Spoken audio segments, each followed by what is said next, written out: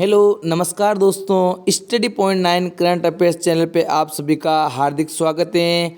देखिए दोस्तों, आज है 18 सितंबर 2023 और 18 सितंबर 2023 से जितने भी करंट अफेयर्स के क्वेश्चन बनते हैं उनकी हम चर्चा करने जा रहे हैं। तो देखिए दोस्तों, जल्दी से जल्दी चैनल पे नए हैं तो चैनल को सब्सक्राइब कर लीजिए और दोस्तों के साथ शेयर कर दीजिए और वीडियो के आखिर तक बने रहिए। क्लास शुरू करने से पहले एक मोटिवेशन के साथ कोशिश कर हल निकलेगा, कोशिश कर हल निकलेगा, आज नहीं तो कल निकलेगा। अर्जुन सा लक्ष्य रख, अर्जुन सा लक्ष्य रख, निशाना लगा, मरुस्थल से भी फिर जल निकलेगा, मरुस्थल से भी फिर जल निकलेगा।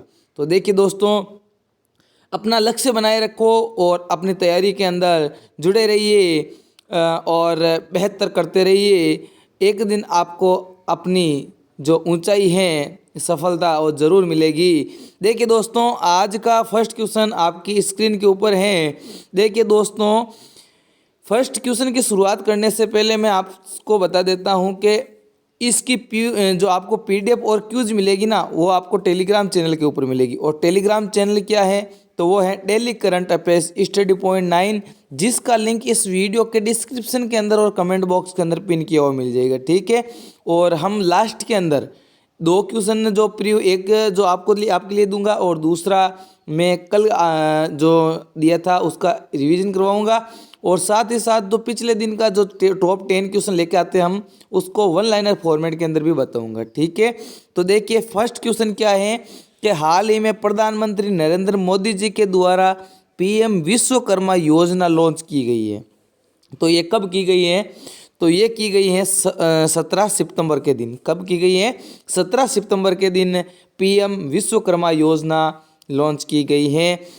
तो देखिए दोस्तों, इससे संबंधित जो भी फैक्ट बनते हैं वो चर्चा कर लेते हैं। उसके बाद योजना के नाम आया तो योजना की भी चर्चा कर लेते हैं। जैसे प्रधानमंत्री नरेंद्र मोदी 17 सितंबर को विश्वकर्मा जयंती के अवसर पर पीएम विश्वकर्मा योजना की शुरुआत की है और प्रधानमंत्री नरेंद्र मोदी जी के द्वारा इस योजना को पारंपरिक शिल्प में लगे लोगों को समर्थन और कौशल प्रदान करने की दृष्टि से ये शुरू की गई है। और इसके अंदर 13,000 करोड़ रुपए खर्च किए जाएंगे और जो इस योजना का लाभ प्राप्ति है उनको क्या किया जाएगा, विश्वकर्मा प्रमाण पत्र और आईडी कार्ड के माध्यम से उनको मान्यता प्रदान की जाएगी, ठीक है। और विश्वकर्मा को कौशल उन्नयन के लिए क्रेडिट सहायता और प्रशिक्षण भी दिया जाएगा। इस योजना के तहत जो भी कार्य कर रहे हैं उनको क्या दिया जाएगा, प्रशिक्षण भी दिया जाएगा, ठीक है। अब देखो ऑप्शन के अंदर देखो, एक 16 सितंबर आपको नज़र आ रहा है। तो 16 सितंबर को कौन सा दिवस मनाया जाता है, तो इस दिन मनाया जाता है विश्व ओजोन दिवस। कौन सा दिवस मनाया जाता है? ओजोन दिवस मनाया जाता है। अब योजना की चर्चा कर लेते हैं जो प्रधानमंत्री नरेंद्र मोदी जी के द्वारा चलाई गई या फिर कह सकते हैं हमारे भारत सरकार के द्वारा चलाई गई योजनाएं प्रमुख हैं जो हर एग्जाम के अंदर पूछी जाती हैं। उन योजनाओं की चर्चा कर लेते हैं। जैसे एक योजना का नाम है जन धन योजना। कौन सी योजना? जन धन योजना। ये योजना है ना, विश्व के अंदर धन समावेशन, जो वित्त समावेशन के लिए माध्यम से यदि बात गिने तो विश्व के अंदर सबसे बड़ी योजना है, ठीक है। इसकी शुरुआत कब हुई थी? तो 28 अगस्त 2014 के दिन इसकी शुरुआत हुई थी। तो आपको इस प्रकार से याद रखना है कि देखो इधर है 4 और इधर है 28, देखो इधर 14 इधर 28, 14 28, ठीक है। और रुपये जन धन और जन और धन और जन क्या हो जाता है, डबल हो जाते हैं। तो देखो 14 से 28 हो गई और 8 से आप याद रख सकते हो अगस्त, 8 महीना अगस्त। तो इस प्रकार से 28 अगस्त 2014 को जन धन योजना की शुरुआत हुई और इसके अंदर ज़्यादा से ज़्यादा लोगों को बैंकों से जोड़ने का कार्य किया। फिर योजना आती है स्किल इंडिया योजना। कौन सी योजना? स्किल इंडिया मिशन है। वो कब शुरुआत हुई? तो इसी दिन 28 अगस्त 2014 को इसकी भी शुरुआत हुई स्किल इंडिया मिशन। जो ये विश्वकर्मा है वो भी इसकी संबंधित ही है।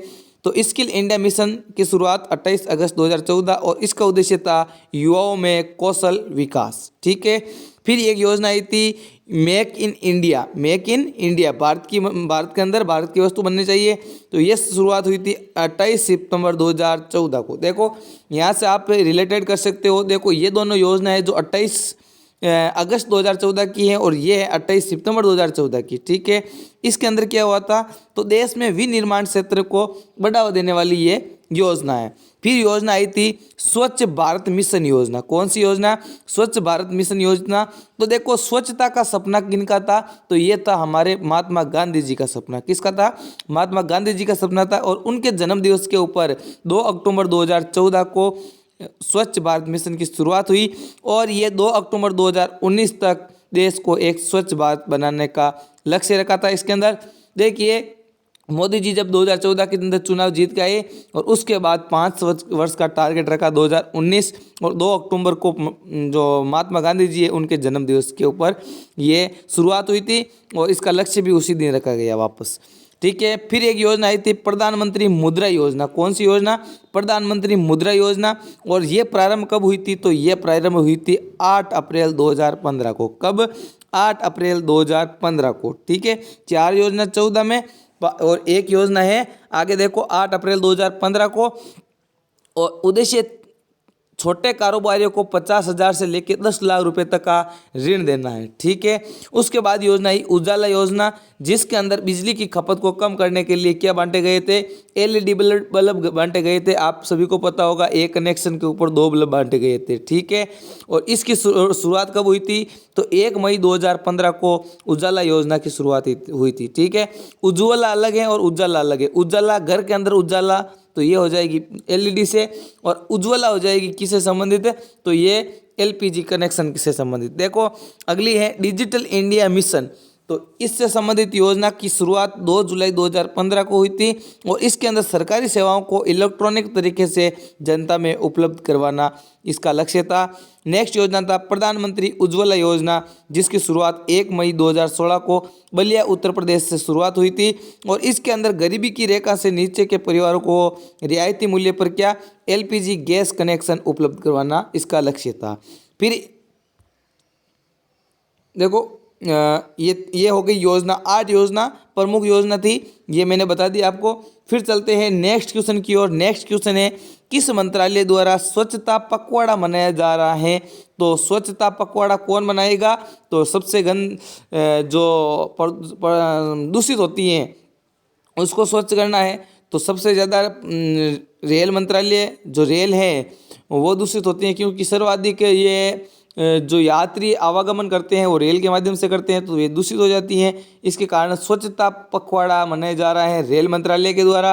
और वर्तमान में रेल मंत्री की बात करें तो वो कौन है, वो है अश्विनी वैष्णव। कौन है, अश्विनी वैष्णव।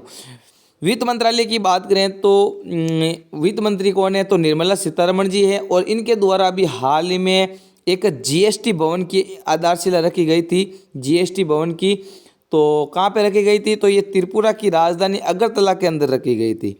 गृह मंत्रालय की बात करें तो गृह मंत्री है हमारे अमित शाह जी और इनके द्वारा अभी एक ऑपरेशन की शुरुआत की गई थी, ऑपरेशन मुस्कान। कहाँ पे, तो मुंबई के अंदर। और किसके लिए, तो तस्करी रोकने के लिए। ठीक है, और दूसरी है श्रीनगर के अंदर स्टैच्यू ऑफ जो पीस है उसका भी उद्घाटन अमित शाह जी के द्वारा किया गया। फिर आता है हमारा शिक्षा मंत्रालय और शिक्षा मंत्री कौन है, तो वो है धर्मेंद्र प्रधान। और अभी एक रिपोर्ट आई थी साक्षरता रिपोर्ट, जिसके अंदर टॉप राज्य के अंदर कौन, केरल, और सबसे निम्न नीचे वाले स्तर पे कौन है, तो वो है बिहार। सर्वाधिक साक्षरता केरल के अंदर और सबसे न्यूनतम साक्षरता है जो वो है बिहार के अंदर। ठीक है, देखिए रेल मंत्रालय के द्वारा ये 16 सितंबर से 30 सितंबर तक ये स्वच्छता पखवाड़ा मनाया जा रहा है।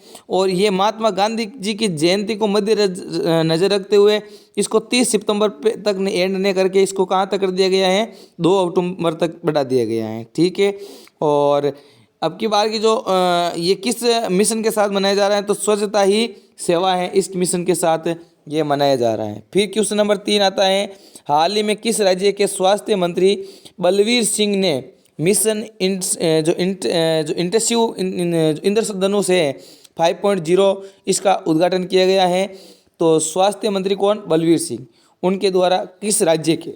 ठीक है, और मिशन इंटेंसिव इंद्रधनुष 5.0 की शुरुआत की गई है, तो ये की गई है पंजाब गवर्नमेंट के द्वारा। किसके द्वारा किया गई है, पंजाब गवर्नमेंट के द्वारा। पंजाब के स्वास्थ्य मंत्री बलवीर सिंह के द्वारा ये शुरुआत की गई थी।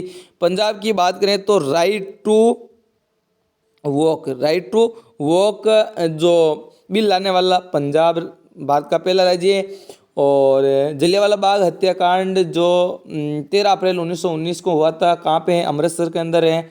और फिर आता है स्वर्ण मंदिर, वो भी अमृतसर के अंदर है। किन के द्वारा बनाया गया स्वर्ण मंदिर?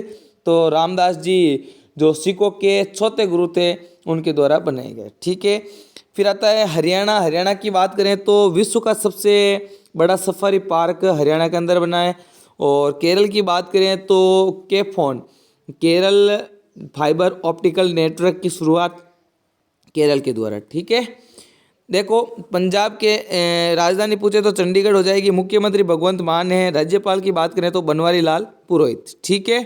पंजाब के स्वास्थ्य मंत्री कौन है? तो बलवीर सिंह जी हैं। ये क्वेश्चन इंपॉर्टेंट नहीं है, लेकिन ये है मिशन जो इंटेंसिव इंद्रधनुष 5.0 है, उसका उद्घाटन मोहाली के BR अम्बेडकर मेडिकल कॉलेज के अंदर किया गया। पंजाब के शिक्षा जो स्वास्थ्य मंत्री हैं बलवीर सिंह के द्वारा, ठीक है। ये इंपॉर्टेंट हो गया। और इसके अंदर टीकाकरण पर ध्यान दिया गया है। किसके ऊपर? टीकाकरण के ऊपर ध्यान दिया गया है, ठीक है। क्वेश्चन नंबर 4 है, हाल ही में किस राज्य सरकार ने फुटबॉल के विकास के लिए स्पेन की ला लीगा के साथ समझौता किया है?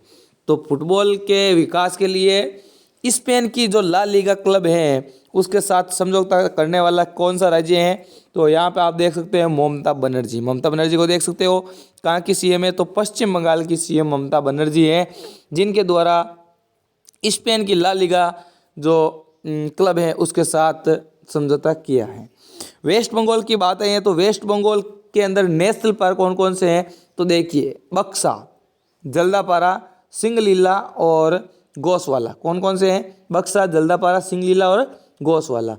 और वेस्ट बंगाल के अंदर ही जो कोलकाता के अंदर है वहाँ पर शुरुआत की गई है अंडर वाटर मेट्रो की शुरुआत। किसकी शुरुआत? अंडर वाटर मेट्रो की शुरुआत। असम की बात करें तो अभी हाल ही में एक GI टैग चर्चा के अंदर है असम से, चौकवा चावल GI टैग। कौन सा? चौकवा चावल GI टैग मिला है असम को।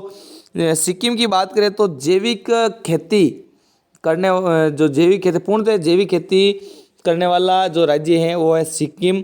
तो आप बताइए ऐसा कौन सा UT है जो पूर्णतः जैविक UT है, ठीक है।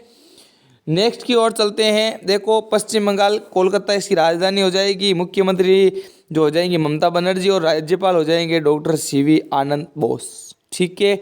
पश्चिम बंगाल ने किसके साथ? तो ला लीगा क्लब के साथ समझौता किया है। ला लीगा क्लब कहाँ का है? तो स्पेन का क्लब है, ठीक है। फिर चलते हैं अगले क्वेश्चन की ओर। क्वेश्चन नंबर 5 है, हाल ही में एक दिवसीय क्रिकेट में सबसे तेज 150 विकेट लेने वाले भारतीय स्पिनर कौन बन गए हैं? तो वो बन गए हैं कुलदीप यादव। कौन बन गए हैं? कुलदीप यादव बन गए हैं एक दिवसीय क्रिकेट में सबसे तेज 150 विकेट लेने वाले भारतीय स्पिनर, ठीक है। विराट कोहली जी की बात करें तो जो इसके अंदर देखो सबसे तेज विकेट के अंदर विराट कोहली जी का नाम है। देखो इसके अंदर एक दिवसीय के अंदर तो कुलदीप यादव ने है ना विराट कोहली को भी पीछे छोड़ दिया है, ठीक है ना। फिर चलते हैं अगले क्वेश्चन की ओर। देखो कुलदीप यादव एक दिवसीय क्रिकेट में सबसे तेज 150 विकेट लेने वाले भारतीय गेंदबाज बन गए हैं। कुलदीप यादव जी हैं जो मोहम्मद शमी के बाद 150 विकेट लेने वाले दूसरे सबसे तेज भारतीय गेंदबाज बन चुके हैं। और इसके बाद सकलेन मुश्ताक, राशिद खान, अजंता मेंडिस, इसके बाद कुलदीप यादव वनडे 150 विकेट लेने वाले चौथे सबसे बड़े स्पिनर बन चुके हैं। क्वेश्चन नंबर 6 की ओर चलते हैं। प्रतिवर्ष अंतर्राष्ट्रीय लोकतंत्र दिवस कब मनाया जाता है? तो ये मनाया जाता है 15 सितंबर को। कब मनाया जाता है? 15 सितंबर को प्रतिवर्ष लोकतंत्र दिवस मनाया जाता है। देखो 10 सितंबर की बात करें तो आत्महत्या रोकथाम दिवस, 16 सितंबर की बात करें तो ओजोन दिवस और 14 सितंबर की बात करें तो राष्ट्रीय हिंदी दिवस मनाया जाता है। अंतर्राष्ट्रीय लोकतंत्र की बात करें तो अंतर्राष्ट्रीय लोकतंत्र दिवस 15 सितंबर को मनाया जाता है। अब की बार की थीम है अगली पीढ़ी को सशक्त बनाना। क्या है थीम? अगली पीढ़ी को सशक्त बनाना। अगली पीढ़ी को सशक्त बनाना लोकतंत्र दिवस का मुख्य उद्देश्य पूरे विश्व में लोकतंत्र को बढ़ावा देना है। और ये UN के द्वारा कब शुरुआत हुई थी? 2007 के अंदर ये घोषणा के साथ शुरुआत हुई थी अंतर्राष्ट्रीय लोकतंत्र दिवस मनाने की 15 सितंबर को, ठीक है। क्वेश्चन नंबर 7 की ओर। किस राज्य सरकार ने सितंबर 2023 में सर्विस सेक्टर पॉलिसी को मंजूरी दी है? तो सितंबर 2023 में सर्विस सेक्टर पॉलिसी को मंजूरी देने वाला कौन सी राज्य सरकार है, तो वो है उत्तराखंड। कौन सी? उत्तराखंड। उत्तराखंड की राजधानी देहरादून के द्वारा इसकी शुरुआत की गई है। उत्तराखंड की बात है ये तो फूलों की घाटी उत्तराखंड, गंगोत्री यमुनोत्री जो ग्लेशियर है वो भी कहाँ पे है? उत्तराखंड के अंदर है। गुजरात की बात करें तो गुजरात अभी हाल में एक पॉलिसी जारी की है। कौन सी? सेमीकंडक्टर पॉलिसी जारी करने वाला गुजरात, और क्लाइमेट चेंज पॉलिसी जारी करने वाला तमिलनाडु, और बायोफ्यूल पॉलिसी जारी करने वाला राजस्थान। ठीक है, देखिए उत्तराखंड की राजधानी देहरादून हो जाएगी। मुख्यमंत्री पुष्कर सिंह धामी और राज्यपाल है वो है Gurmeet Singh. Service sector policy, in policy के माध्यम से उत्तराखंड के अंदर 20 लाख रोजगार के अवसर सृजित करेंगे और 10 लाख वर्कर्स के कौशल विकास का भी इसके अंदर लक्ष्य रखा गया है। ये पूरी डिटेल आप PDF के रूप में पढ़ सकते हो। ठीक है, नेक्स्ट की ओर चलते हैं। मिस इंटरनेशनल इंडिया किसे चुना गया है? देखिए दोस्तों, जो मिस इंटरनेशनल इंडिया किसे चुना गया है, तो वो ये अब की बार कहाँ पे होने वाला है, तो ये जो जम्मू कश्मीर के श्रीनगर के अंदर होने वाला है। ठीक है, मिस इंटरनेशनल इंडिया किसे चुना गया है, तो ये चुना गया है, आप इमेज के अंदर देख सकते हो, यहाँ पे परवीना अंजना। किसे देख सकते हो? परवीना अंजना को देख सकते हो, जिनको मिस इंटरनेशनल इंडिया चुना गया है। देखिए दोस्तों, ये किस प्रकार से कौन कौन से होते हैं, तो देखो मैं एक वीडियो लेके आऊँगा आपके लिए। Miss international India, miss universe, miss world, और इसके साथ ही 2-3 और होते हैं। ठीक है ना, जो मिस इंटरनेशनल का मिस हो जाएगा इंटरनेशनल इंडिया, और मिस इंडिया हो जाएगा, मिस यूनिवर्स हो जाएगा। इस प्रकार से मैं आपको लेके आऊँ, जो मिस वर्ल्ड होगा 3-4 हो जाते हैं। ठीक है ना, वो आपको एक वीडियो लेके आऊँगा। ठीक है ना, पर परवीना अंजना तो मिस इंटरनेशनल इंडिया चुनी गई है। ठीक है, और ये कौन है, तो ये 23 वर्षीय चार्टेड अकाउंट है और उदयपुर की ये रहने वाली हैं, जिसको मिस इंटरनेशनल इंडिया 2023 का ताज पे रह गया है। अब ये इंडिया के अंदर तो सिलेक्ट हो गई, अब ये जाएगी वर्ल्ड के अंदर, जो मिस वर्ल्ड है उसके अंदर भाग लेने के लिए। मिस इंडिया 2023 नंदिनी गुप्ता है, और मिस इंडिया और मिस इंटरनेशनल इंडिया दोनों अलग अलग कॉम्पिटिशन है। Miss international India, miss India दोनों अलग अलग कंपटीशन है। इसके अंदर देखो, मिस इंडिया 2023 कौन है? नंदिनी गुप्ता है। मिस इंटरनेशनल इंडिया कौन है? तो ये हो जाएगी हमारी परवीना अंजना। ठीक है, 2 क्वेश्चन यहाँ से मिल गए हैं आपको। क्वेश्चन नंबर 9 है, हाल ही में शिक्षा के क्षेत्र में लाइफ टाइम अचीवमेंट पुरस्कार से किसे सम्मानित किया गया है, तो ये किया गया है नजमा अख्तर को। किसे किया गया है? नजमा अख्तर को शिक्षा के क्षेत्र में लाइफ टाइम अचीवमेंट पुरस्कार पाने के रूप में सम्मानित किया गया है। आप इमेज के अंदर किसे देख सकते हो, तो यहाँ पे देख सकते हो आप रणजीत सिंह देसाले को। ठीक है, रणजीत सिंह देसाले को। ये कौन है? तो इनको ग्लोबल टीचर अवार्ड दिया गया 2020 के अंदर, और UN के अंदर इनको शिक्षा सलाहकार के रूप में भी नियुक्त किया गया है, क्योंकि इन्होंने जो NCERT की बुक आती है उसके अंदर QR के माध्यम से, यदि आप QR स्कैन करते हो तो आपको उस टॉपिक का वीडियो मिल जाएगा। इस प्रकार से बनाने वाले ये रणजीत सिंह देसाले शिक्षा के क्षेत्र में बहुत बड़ा नाम है इनका, और इन्होंने UN के अंदर भी इनको चुना गया है शिक्षा सलाहकार के रूप में। ऑप्शन की और बात करें तो पूर्णिमा देवी वर्मन है, जो UNEP यूनाइटेड नेशनल जो एनवायरनमेंट प्रोग्राम है उसके अंदर चैंपियनशिप बनी है पूर्णिमा देवी वर्मन। और आलिया मीर की बात करें तो ये वर्ल्ड लाइफ जो कंजर्वेटिव है संरक्षण है उसके अंदर अवार्ड मिला है। ठीक है, कंजर्वेशन अवार्ड मिला है। देखो ये कौन है? नजमा अख्तर। तो ये देखो जामिया मिलिया इस्माइलिया जो यूनिवर्सिटी है उसकी कुलपति कह सकते हैं, प्रोफेसर हैं नजमा अख्तर, जो शिक्षा के क्षेत्र में लाइफ टाइम अचीवमेंट पुरस्कार से सम्मानित की गई हैं। और नजमा अख्तर को उनके शिक्षा को रोजगार से जोड़ने के लिए महान प्रयासों के लिए इसे पुरस्कृत किया गया है। और इन्होंने कहा था कि शिक्षा को रोजगार के साथ जोड़िए, शिक्षा देने के बाद बेरोजगार नहीं होना चाहिए कोई व्यक्ति, शिक्षा ऐसी दो ताकि कोई व्यक्ति क्या हो सके, रोजगार प्राप्त कर सकते उस शिक्षा से। ठीक है, नौकरी तो अलग चीज़ है, नौकरी पाना एक अलग चीज़ है और एक रोजगार पाना एक अलग चीज़ है। ठीक है ना। नजमा अख्तर के नेतृत्व में जो जामिया मिलिया इस्माइलिया है उन्होंने लगातार 2 वर्षों तक विश्वविद्यालय श्रेणी में राष्ट्रीय संस्थागत रैंकिंग फ्रेमवर्क के रूप में 3रा स्थान भी हासिल किया है। अब नेक्स्ट क्वेश्चन की ओर चलते हैं और लास्ट क्वेश्चन है आपके लिए, क्वेश्चन नंबर 10।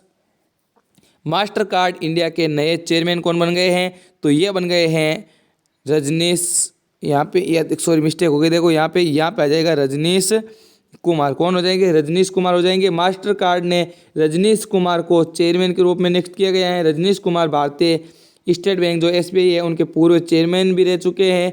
और मास्टर कार्ड दुनिया भर में दूसरा सबसे बड़ा भुगतान प्रसंस्करण निगम है।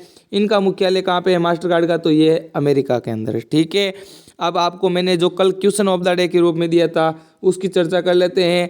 तो कल क्वेश्चन ऑफ द डे के रूप में दिया था, किस स्थान पे सीमा सड़क संगठन बीआरओ द्वारा दुनिया के सबसे ऊंचे फाइटर एयरफील्ड का विकास किया गया है? तो इसका सही आंसर हो जाएगा ऑप्शन नंबर बी, लद्दाख। अब आपके लिए मैं आज का क्वेश्चन दूंगा, उससे पहले एक बार रिवीजन करवा लेते हैं कल का। तो FIH जो फुटबॉल इंटरनेशनल हॉकी फेडरेशन है, जो हॉकी फेडरेशन ने उसके द्वारा ओलंपिक क्वालिफायर की मेजबानी का अधिकार वापस ले लिया है। किस राज्य देश से? पाकिस्तान से। किस राज्य ने 5वीं बार राष्ट्रीय व्हील चेयर रग्बी चैंपियनशिप 2023 का खिताब जीता है? तो ये जीता है महाराष्ट्र के द्वारा। जम्मू कश्मीर के कुपवाड़ा जिले में बहुप्रशिक्षित बंगस वैली फेस्टिवल का उद्घाटन किसके द्वारा किया गया? मनोज सिन्हा के द्वारा। हाल ही में बांग्लादेश ने 10 एयरबस विमान खरीदने के लिए किस देश के साथ समझौता किया है?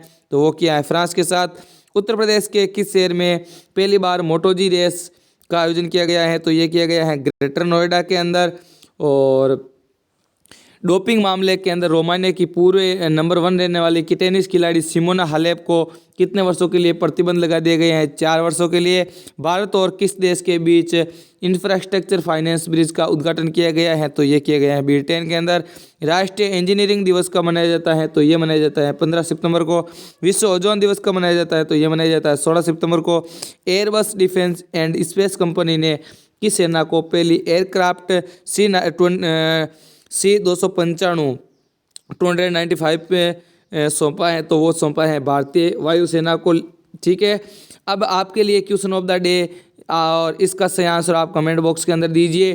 क्या होने वाला है? विश्व ओजोन दिवस कब मनाया जाता है? तो इसका सही आंसर आप दीजिए 15 सितंबर, 10 सितंबर, 14 सितंबर, 16 सितंबर। तो इसका सही आंसर क्या रहने वाला है आप कमेंट बॉक्स के अंदर बताइए। तो आज के लिए बस इतना ही। यदि वीडियो पसंद आए तो वीडियो को लाइक कर दीजिए, दोस्तों के साथ शेयर कर दीजिए और साथ ही साथ हमारे मोटिवेशन के लिए एक प्यारा सा कमेंट ज़रूर कीजिए। और अभी तक आपने टेलीग्राम चैनल जिसका नाम है daily current affairs study point 9 को ज्वाइन नहीं किया है तो जल्दी से जल्दी ज्वाइन कर दीजिए, क्योंकि यहाँ पे क्या होने वाला है? तो यहाँ पे होने वाला है क्यूज और PDF। आपको PDF भी मिल जाएगी और क्यूज भी मिल जाएगी इन क्वेश्चनों की। और देखिए, जिसका लिंक आपको इस वीडियो के डिस्क्रिप्शन के अंदर और कमेंट बॉक्स के अंदर पिन किया हुआ मिल जाएगा। Thank you. जय हिंद, जय भारत। मिलते हैं नेक्स्ट वीडियो के साथ नए जुनून, नए जोश के साथ, और बने रहिए। देखिए, जो इन करंट अफेयर्स के अलावा भी जो मैं क्लास लेकर आता हूँ ना दिन को, उसको ज़रूर देखिएगा, क्योंकि ये आपको दिन को क्लास आती है ना, जैसे ग्रैंड स्लैम की आ गई है, और आज जैसे miss universe, miss world, miss international India, miss India, इस प्रकार से मैं एक कॉमन जो 5 मिनट के जो 10 मिनट शो होता है हमारा, 7 मिनट शो होता है, 5 मिनट शो होता है, उसके अंदर आपको ये सभी 10 मिनट्स प्ले लिस्ट के अंदर मिल जाएगी। ये क्वेश्चन आपके लिए बहुत फ़ायदेमंद होते हैं। Thank you. जय हिंद, जय भारत।